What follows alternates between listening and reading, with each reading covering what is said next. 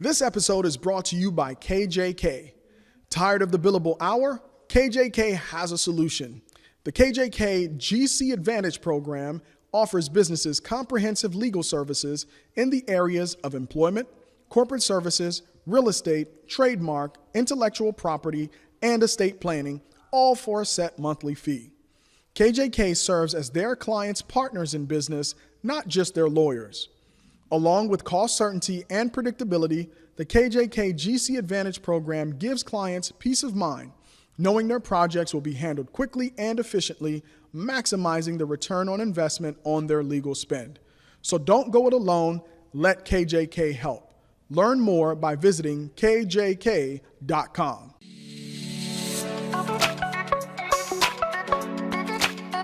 "614 Startups Nation, welcome to another episode of the 614 Startups Podcast. My name is Elio Harmon, your host, and I'm back in my very favorite seat.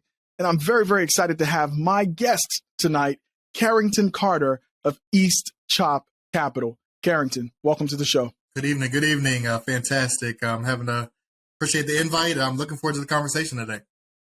Yeah, man, you are somebody that I admire, I follow, and I've been watching the progress that you've been making. So, before I toot your horn, I'm going to give you a chance to toot your own horn by introducing yourself to my audience.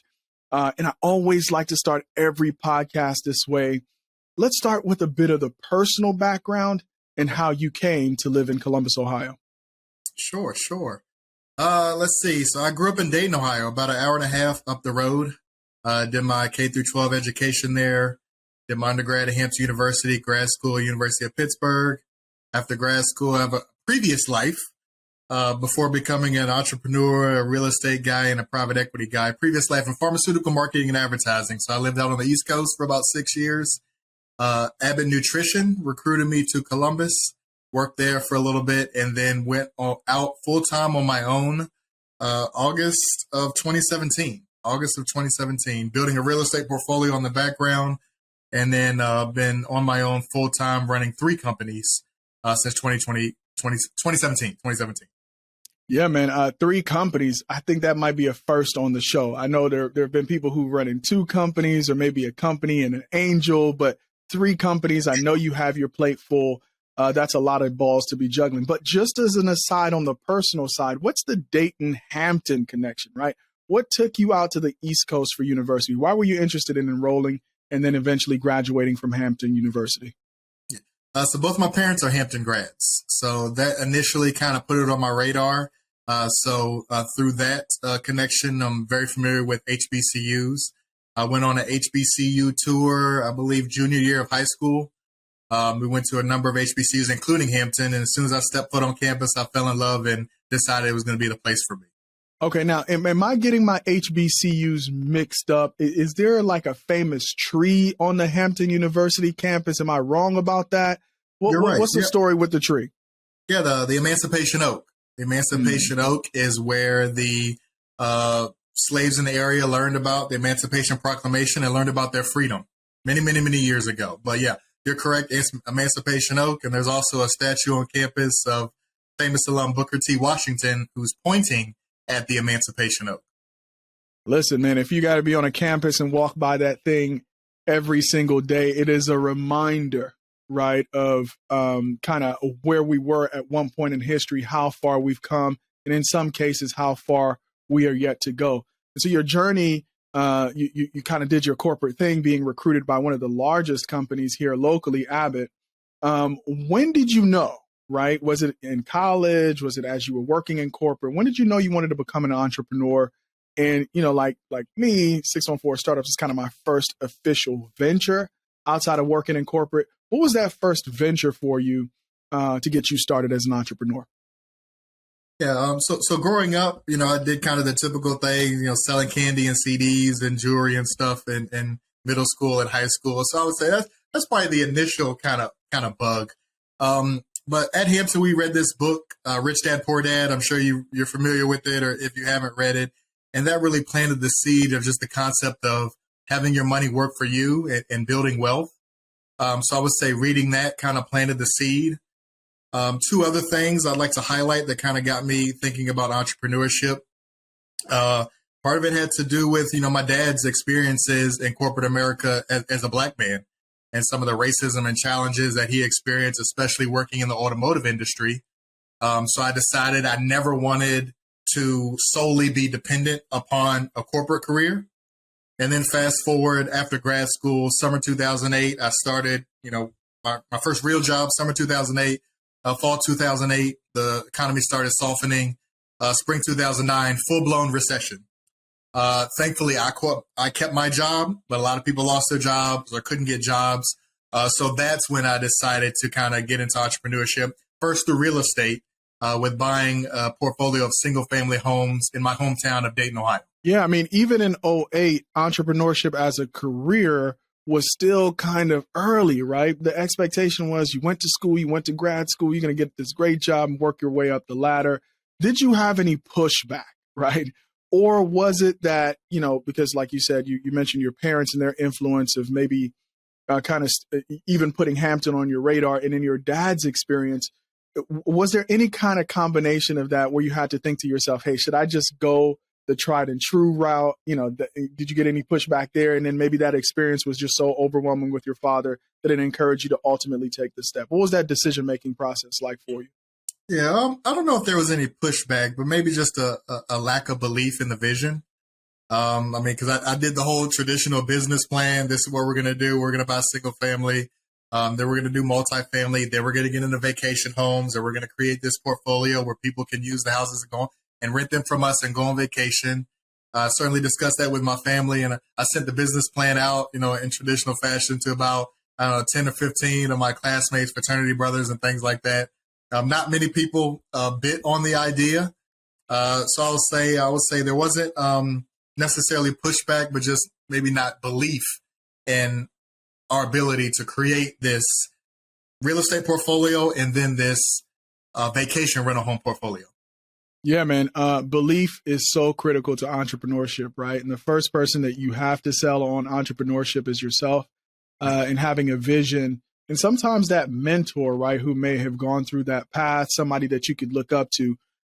Now, was it real estate from the beginning, or kind of the Kiyosaki rich dad, poor dad had some influence on it? Why real estate versus anything else? Yeah, I think part of it was rich dad, poor dad, and just understand the concept of having your money work for you. I think also, real estate has a well-documented history almost since the beginning of time as a way to build wealth and have power and influence and generate income. So I think it's kind of also that aspect. And then if you think about, what happened during the Great Recession and just what happened to asset prices and real estate values, I started investing in neighborhoods that I knew, that I drove by every day, that I had friends and family living in. And I just knew it was only a matter of time before those values would rebound.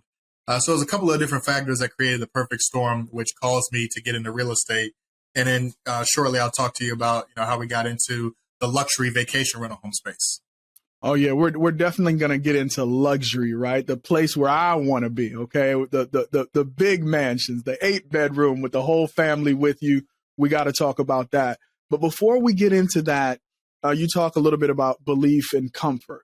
When I think growing real estate markets, Dayton, Ohio is not like, right? You think Florida, you think Miami, you think New York, you think LA. Was it just that, hey, if I'm going to start anywhere, let me just start in my hometown? Or what was it that you saw in the Dayton market that says, hey, if I'm going to start a business, I'm going to be in real estate, I want to be in Dayton, Ohio? Yeah, I think it's, a neighborhood I grew up in, I was intimately familiar with. There are a variety of different strategies, but our strategy has kind of always been investing in houses and neighborhoods that I would live in. So that's kind of how we got our start initially. Also, I often advise people, especially when they start out investing, to invest in affordable markets, which are often in the Midwest and in the South, even though real estate prices have increased quite a bit. But it's hard to build wealth and get started in real estate in some of the high price markets, New York, LA, and things like that. So that's why we kind of got our start in Dayton, Ohio. Yeah, man, I get down to Dayton. I used to get down there more when I worked with my brother and his home health agency, because he had a branch down in Dayton. Listen, if you're listening to this podcast, you're interested in real estate. I'm not trying to create any competition for Carrington down in Dayton, but I'm saying you need to give Dayton a look. All right. Yep. And here comes the pun. All right. It is a gem, right? AKA the gem city for real estate. It is definitely a gem you should put on your radar. All right. I only in my research had you down for 2 businesses. You're telling me you're running 3 firms right now. I have McKinley Carter on my list, and of course, East Chop, which we're going to get into. But what's the third company you're running? And give me the value proposition for that third company and McKinley Carter. Yeah, still related to real estate. So McKinley Carter Enterprises is the traditional real estate. Your single family, small scale, multifamily, some commercial.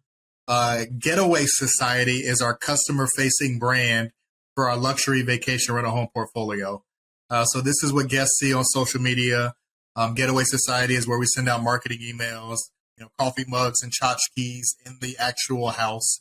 So Getaway Society is our customer-facing brand for luxury vacation rental homes. We are in 7 states. We're in Martha's Vineyard, Massachusetts, Hilton Head, South Carolina, Orlando, Gatlinburg. We are in the Poconos Mountains, Broken Bow, Oklahoma. We are building in the Texas Gulf Coast in a beach community called Port Aransas, Texas. So we're in about 7 states, and we are rapidly expanding. All right, East Chop Capital. Yeah, we're going to get to East Chop in a second, all right? But since this is a new kind of business for me, I want to explore the reason why you launched another brand, right? Why was it important, maybe not just to continue with McKinley Carter and East Chop, as the investment side, I get that, but why the customer-facing brand? Why was that important to you to add a third arm to your empire? Fantastic question. So Getaway Society is our customer-facing brand. That's what the guests know. So whether it's what they see on social media, Instagram, Facebook, whether they receive email communications from us or coffee mugs in the houses or other tchotchkes, Getaway Society is our customer-facing brand. When we first set out in this journey to build a vacation home portfolio, we knew that we were in it for the long haul and wanted to be a multi-destination company. So we created a separate brand for guests to connect with, be a part of, and hopefully grow with us over the long haul. So that's why we launched a separate brand. All right, great, man. I love it. I love to get away. I wasn't a big traveler until I got married, and my wife is definitely part of the Getaway Society. So we are typically on the road trying to experience the world. The world is such a big and beautiful place. It's very important for you to get out there and experience it. And so why not do it in luxury? All right. Now, there's a word that you use. You said you are building. I imagine the Airbnb society. I mean, I watch a fair amount of YouTube. I get these videos say you don't need to own, you don't need to build. Let's say somebody owns this property. You could get it from them. You could flip it. You could turn it into a rental property. But I heard you say build.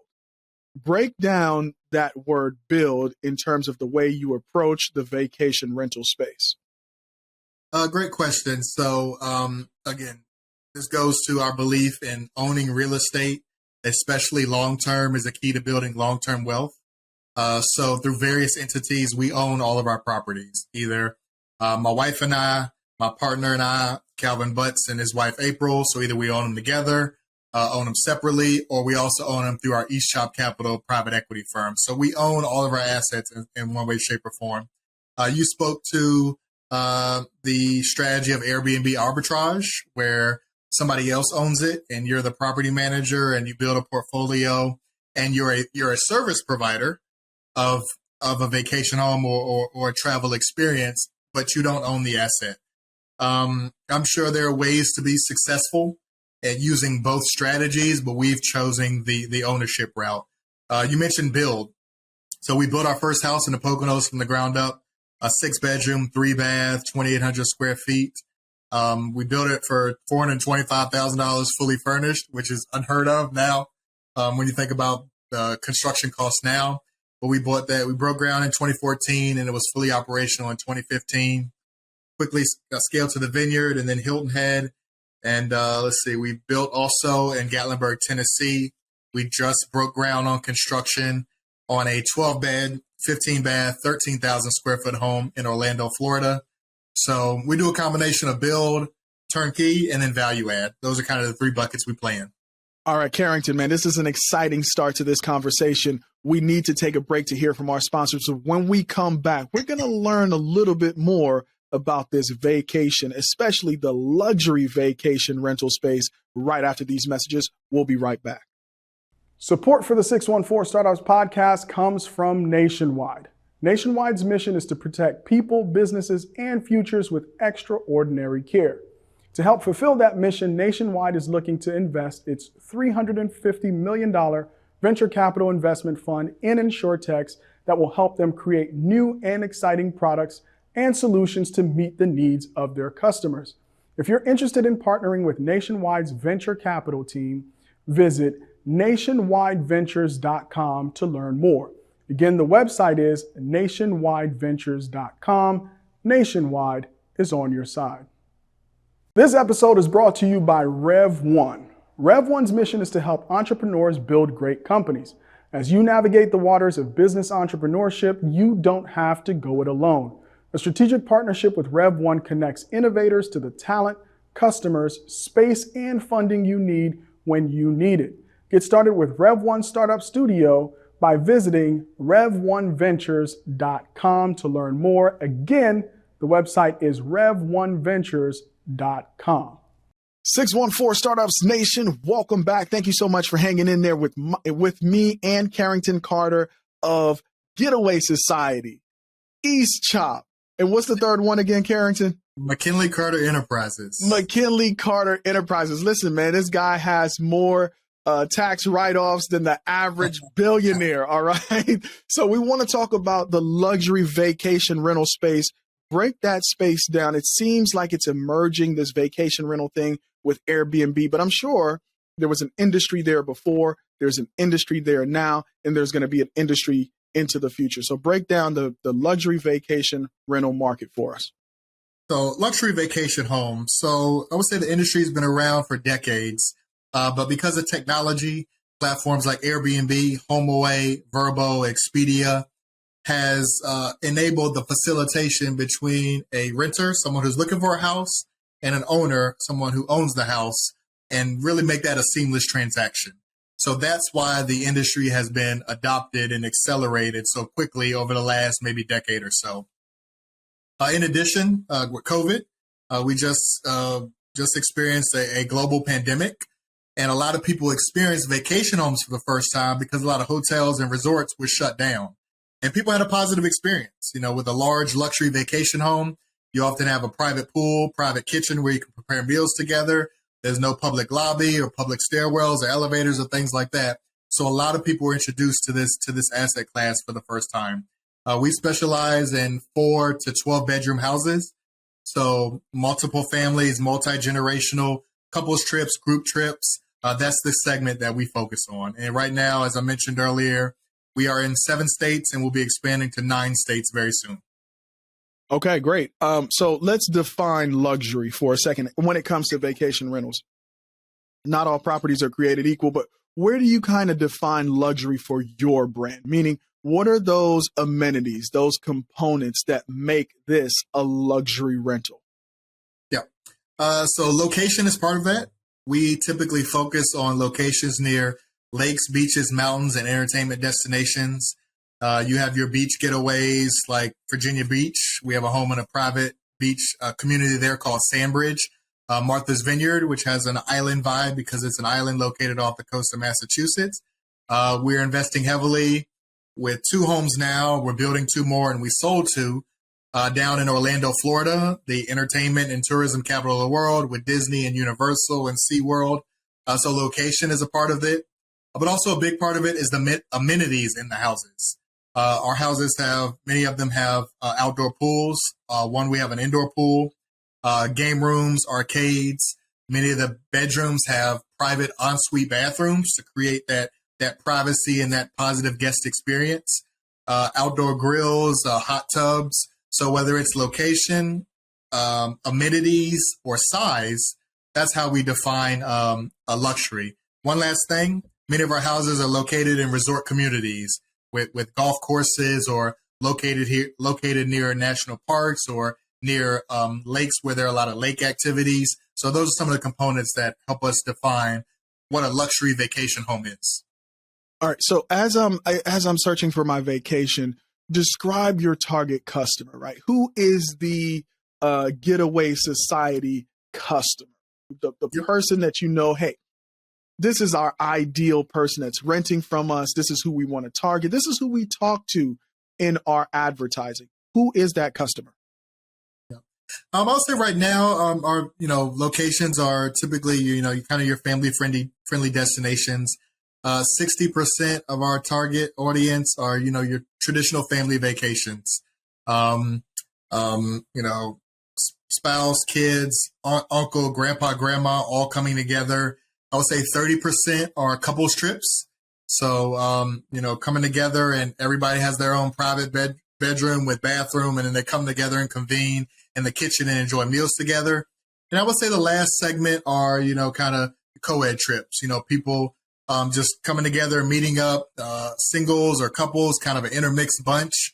But I would say those are kind of the main three segments that we have.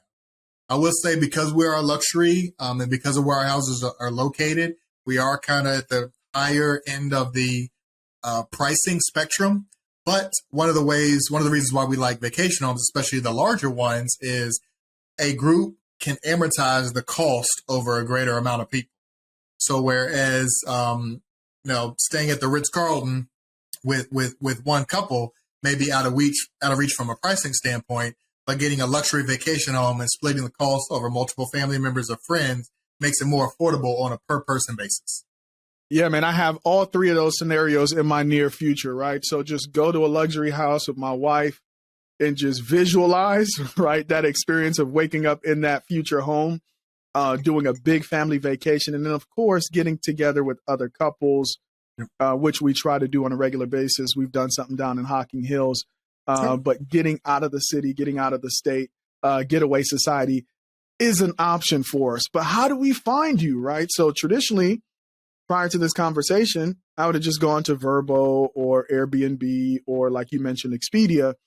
Are you integrated in those platforms? Are you completely on your own platform? How do people find you right now? Yeah, we consider those channel partners. So our homes are listed on Vrbo, Airbnb, Expedia.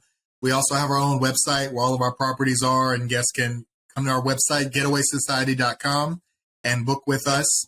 We're also on social media at Getaway Society on Instagram and Facebook. Love for people to join our email list to stay connected.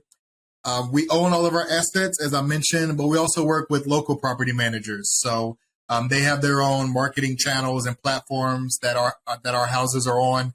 So we use a multifaceted approach in order for guests to find us and stay at our homes as an option for their vacation. But is it fair to say if I book on getawaysociety.com, all the revenue, right? Not saying that, hey, channel partners, if you're watching, like we love you too, but I'm guessing that if I book on getawaysociety.com, more of that revenue gets seen by you. That's correct. And then the guests can obviously save from the fees that the channel partners charge. All right. So all of this requires funding. So we've talked about Getaway Society. We've talked about McKinley Carter. Now let's talk about East Chop Capital. Why did you decide to become an investor in this space and not just an entrepreneur or owner of properties? Yep. Fantastic question. So I would say the first 5 years or so of our journey was all self-funded. Myself, my wife, my partner, Calvin Butts Jr., who lives in New Jersey, and his wife, April Butts, had some other minority investors, Jeremiah Myers, Ron Ward, Brian Scher. All of it was initially self-funded, but as we grew, more people asked how they can invest alongside us and be a part of our journey. So we thought the best way to do that would be to create a separate private equity firm, East Chop Capital. And then naturally, our first two real estate funds will be focused on the luxury vacation rental home market. East Chop is a section in the town of Oak Bluffs on Martha's Vineyard, where our first two houses were. It's a magical place. It's a place where we have a lot of love and has a lot of African-American history. So we felt it was appropriate to name our private equity firm East Chop Capital. Our funds are doing fantastic in this space. And through founding this private equity firm, in short, we discovered the power of bringing folks together, bringing capital together, like-minded people, and doing more together than we can as individuals. Under East Chop, we have about 130 LPs, 130 limited partners or investors. About 90% are Black, 10% white, or about 18% women. And aside from vacation homes, we've gone on to invest in other entities, other companies, other startups, other VC funds and real estate funds. And again, we kind of discovered that, just having conversations and bringing people together. Yeah, and the conversation that's, I think, there's been had more times than most is around issues of Black founders raising capital for their companies, for startups. You, with East Chop, you're now on the other side, which is you're raising a private equity fund, or you have raised a private equity fund. Even though you started this fund based on feedback from the market, other people saw what you were doing, they were interested in investing in you. What was that experience like? What is the difference between trying to raise the capital for your company and trying to raise capital from investors to then go on to invest that capital with an expectation of return? Yeah. Great question. So, I mean, it's and we chatted a little bit before this started. I mean, it's tough as a Black founder, whether you're a Black founder growing a company or whether you're a Black fund manager raising money to deploy and invest on behalf of investors. I will say our community really showed up for us with our East Chop Capital private equity firm, and across Fund 1 and Fund 2, we've collectively raised $15 million, all from individual accredited investors. Where we have not gotten the support is from institutional investors. You've seen the stats around money going to Black founders, or lack of capital going to Black founders, Black fund managers, diverse fund managers. We've experienced that too. We thought it would have been easier because, one, a lot of companies have publicly talked about their diversity initiatives. Secondly, we thought it'd be easier because we have a 10-year track record in this space, including 5 years deploying capital as fund managers. We've returned money back to investors and our returns are strong, but we just have not had the institutional commitment. It's actually funny because there is a competitor here in Columbus, I won't mention any names, but are in the luxury vacation rental home space and have received hundreds of $millions in support, competing in the very same space that we are in the markets that we're competing in. So but we're going to keep plowing on. We're not going to stop. We've been doing this for 10 years. We're going to keep going. But sometimes at times it is frustrating at the lack of support that Black founders receive and Black fund managers receive as well. Listen, it's when it's in theory, it hurts less, but when it's in your face, it hurts more. Yeah. When you know you're a couple blocks down the road, there's somebody else a couple blocks up the street, and you guys are pitching the same people or maybe similar people, and you see money going in one direction and not the other. I get it. When you're talking about the problem being institutional, though, unless there is change, these problems will persist. Do you see solutions on the horizon where we could see movement when it comes to that institutional decision-making process being changed, where we would actually start to see some movement in that area? What are your thoughts on some of the solutions to that problem? Yeah, I mean, you hear some success stories here and there. I would say some of the pushback that we get is track record. However, like I said, we've been doing this 10 years in real estate and vacation homes on our own, 5 years managing funds. So that's not really a valid argument. But even so, other people often get shots without having a track record. They get a chance with hundreds of millions of dollars. One of the things that we say, and this is, and some truth to this, but our asset class, even though vacation homes have been around for a while, a lot of institutional investors are comfortable with multifamily, maybe single family to a certain extent, commercial, even though commercial is not doing well, hotels. So I will admit, we're a niche asset class, but we're performing and we have the track record. Yeah. So again, some success stories that you hear. But I mean, we've had the support of our community, raised 15 million from individual accredited investors. If that's the road we have to continue to go to scale, then that's the road we're going to take. All right, man. So I know at some point at scale, I believe that 614 Startups has a role to play to talk about these issues, have conversations, not just on the microphone, because there's a lot of that happens, but behind the scenes, right? How can we have some conversations that are actually impactful enough to see some changes? So it is my vision, right? Like you talked about your vision, at least initially, to be able to have a voice strong enough to make some change. All right. We're going to keep it on a high note, though. This is not a podcast about problems. This is a podcast about solutions and about the success of the entrepreneurs that we have on. All right. So I want to get into investment thesis and deal evaluation. So how do you go through, what's your decision-making process at East Chop for the companies and or projects that you invest in? Great question. So I'll start from a vacation home standpoint. Our thesis with Getaway Society and with our East Chop Capital funds. First part, real estate is a cash-generating hard asset. I think we've seen kind of what happened to technology and tech valuations over the last couple of months or so. Real estate, way to consistently build wealth. Secondly, the rebound in travel post-COVID. You know, the world shut down and there's still a lot of pent-up demand, so that's a core part of our strategy. 3, the demand for drivable leisure destinations. Even in softer economies, people don't stop going on vacation. They just change how they go on vacation. So maybe instead of flying to Dubai or the Cayman Islands or Jamaica, they're going to be looking to that nearest destination, 30 minutes up to 6 hours to drive to. And then lastly, remote work. So remote work, there are a lot more people that are working remotely.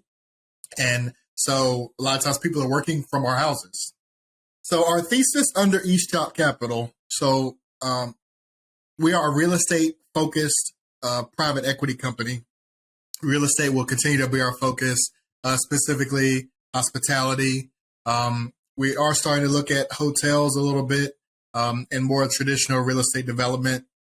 But outside of real estate, I kind of mentioned unlocking the power of our investment community, where we've gone on to invest in other companies and entities, whether it's Uncle Nearest Premium Whiskey, whether it's investing in Alexis Ohanian's 776 Fund or Nazir Kadri's Zeo Capital Fund, Instacart pre-IPO. So we've made some other investments, but I would say, you know, kind of at the core when we're evaluating investments, the passion and the purpose and the why of the founder is very important. What keeps them up at night, what keeps them going, the team that they surround themselves with, and the team that they are working with in order to execute their vision.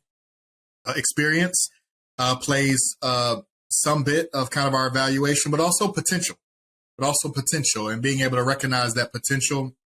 And then lastly, skin in the game. You know, everyone doesn't have capital in order to invest in the company.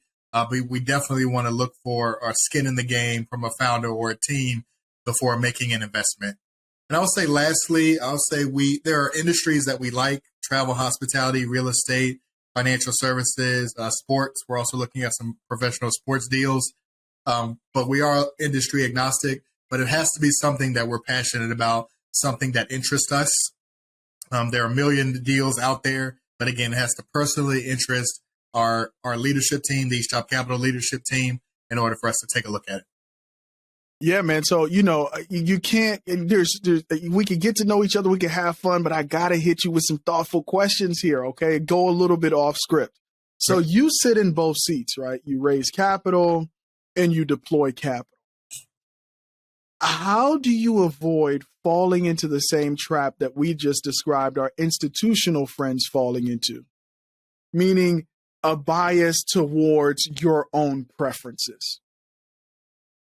How, as an investor, are you putting guardrails in place at East Chop where the deals that you tend to grade as investment ready tend to align with your preferences? I think that is a fundamentally human question. How are you thinking about that at East Chop? That is a very good question. And candidly, I would say that I think it's about balance. I think it's about balance. And that's why I think it's important for there to be more diverse fund managers, more women fund managers who have capital and who have the ability to deploy. Because, human bias is going to happen. But if there's maybe not equal, but if there's a better distribution of capital to deploy by all types of individuals, then it'll get to a diverse founder representation for different companies that are being built. So, I'm not gonna shy away from the fact that we do have a bias to supporting Black, brown, and minority founders, and I think that's part of the role that we need to play in the ecosystem in order to make sure that there's balance and diverse representation. Yeah, man, that's why you guys come to 614 Startups, because we ask the real questions. All right. Listen, Carrington, I'm enjoying this conversation, but we have to take our final break before finishing our conversation. All right, folks, you're listening to my conversation with Carrington Carter of East Chop, Getaway Society. And I keep forgetting the third one. Oh, yeah, McKinley Carter. We'll be right back after these messages. Today's episode is sponsored by the City of Dublin's Division of Economic Development. The City of Dublin provides world-class, tailored business services and resources to ensure the best possible environment for businesses to recruit talent and thrive. Because of this strategic focus and commitment to employer growth, Dublin is the only accredited economic development organization in the state of Ohio. The City of Dublin supports startups and entrepreneurs by offering targeted resources and training programs to grow companies that are financially sustainable, innovative, and committed to creating jobs. Learn how other businesses depend on Dublin. Visit thriveindublinohio.com. 614 Startups Nation, we are back for our final segment with Carrington Carter of Getaway Society, McKinley Carter, and East Chop Capital. Finally got all three of them right. Let's talk about successes and milestones. Let's celebrate with you for a moment. What are some big successes, big milestones that you've hit, that you're super proud of? And what are some milestones that you guys have set for yourself into the future that you're looking forward to reaching? Sure. I would say first, just kind of where we are and what our team has built. Myself, Calvin Butch Jr., Leonard Allen Smith, who's in New York, Zarek Scales, who's out in LA, and certainly with the support of our wives and our family. We didn't grow up on Wall Street. We didn't go to a Wharton or a Yale or one of the traditional private equity or VC firms. But we jumped in and we built the company, and we've been doing this for the last 5 years. So I'm proud of the journey and what we've done so far. There are not too many companies in essence, we've raised $15 million to grow our vacation rental home portfolio and our brand, all from individual accredited investors. So we're proud of that feat and our LPs who have supported us. We're also generating strong returns. We distributed, I believe, $2 million back to investors last year, $2 million the year before. We're on track to deliver 27% returns net of fees. So at a time where the economy might be shaky and whatnot, we're giving money back, and this is putting literal wealth and money into the pockets of hundreds of families in our East Chop Capital LP portfolio. So we're proud of that. And then also, we have luxury properties in 7 states, soon to be 9, that are providing high quality guest experiences and where we delight thousands of guests a year. So we're also proud of that. As far as, kind of next milestones and where we want to go, we are building 4 houses at the moment. So really looking forward to how those turn out. When all is said and done, we want to be, a private equity firm with over $1 billion in assets under management or AUM. I think the way we're going to get there. So we have our Fund 1 and Fund 2 focused on vacation homes. I think in order to scale with institutional support, we're going to have to invest in more traditional real estate, hotel, commercial, multifamily in order to get us at scale. And then after we build that track record, people will see, oh, these guys they're not just vacation homes. They're commercial, they're hotel, they're multifamily, they're real estate development. I think that's how we're really going to really grow out this firm. Some of our investors have gone on to purchase their own vacation home. So they've gotten comfortable enough with the business. And so now, in addition to the returns we're generating for them, they're also building wealth through this asset class. So it's been a great run. And then lastly, I talked about my team a little bit earlier. Ray Dalio, billionaire hedge fund manager, Bridgewater Associates, talks about this principle of meaningful work with meaningful relationships. And so I think ultimately all of us want to do what we want to do with the people we want to do it with. And we're certainly doing that with East Job Capital, with Getaway Society, and with McKinley Carter Enterprises. And so it's an honor to be in this position.